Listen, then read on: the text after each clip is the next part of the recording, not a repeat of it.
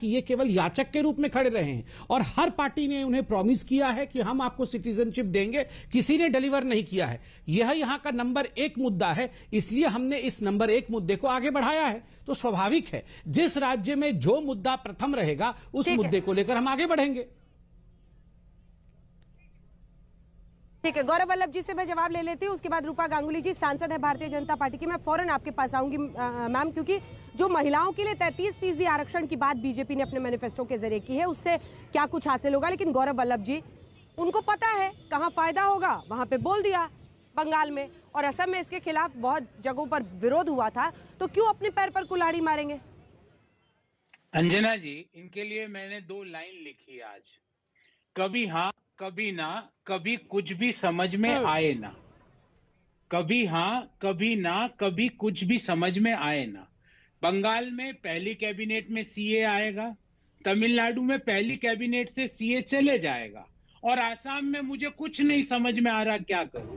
और खुद ने, मुझे आश्चर्य हुआ, भारतीय जनता पार्टी के राष्ट्रीय प्रवक्ता यहाँ बैठ के, मैं इनको भारतीय जनता पार्टी क्या बोलूं, ये तो चुनावी जुमला पार्टी, चुनावी जुमला पार्टी के राष्ट्रीय प्रवक्ता यहाँ बैठ के स्वीकार कर रहे हैं कि हम तो चुनाव के हिसाब से बोलते हैं। ये इनके खुद के शब्द हैं। मुझे एक चीज बताइए, मैं आपसे पूछना चाहता हूं, क्यों प्रधानमंत्री जी और गृह मंत्री गुवाहाटी में, डिब्रूगढ़ में, जोरहाट में, तिनसुकिया में आके ये नहीं बोलते कि पहली कैबिनेट में हम सीए लगाएंगे? हम सीना ठोक के बोलते हैं, सरकार बनने के 6 घंटे के अंदर जो हमारी 5 चुनावी गारंटियां हैं, सीएए, जो आप मेरा गमछा भी देख रहे हो, मैं गुवाहाटी से आपसे बात कर रहा हूं, पिछले 3 सप्ताह से गुवाहाटी हूं। सीएए देश में नहीं आ सकता, असम में नहीं आ सकता। हर महिला के खाते में 2000 रुपए प्रति माह जाएंगे, 200 यूनिट मुफ्त बिजली हर परिवार को दी जाएगी, 5 लाख सरकारी नौकरियां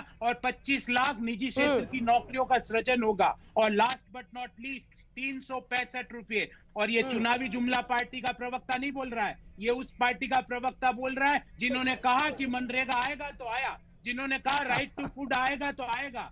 चाय बगान के हमारे माताओं, बहनों, भाइयों को 365 रुपए प्रतिदिन दिए जाएंगे। क्यों नहीं प्रधानमंत्री जी में इतना साहस आता कि जोरहाट में खड़े होके बोले?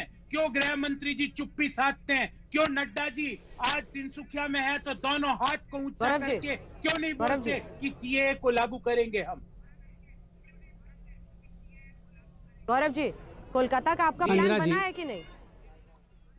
जी, हमारा तो एक ही है। हमारे अंजना जी, चुनावी जुमला पार्टी नहीं है कि जहाँ चुनाव है वैसी आप कोलकाता आएंगे कि नहीं? आप लोग बंगाल से बहुत परहेज कर रहे हैं।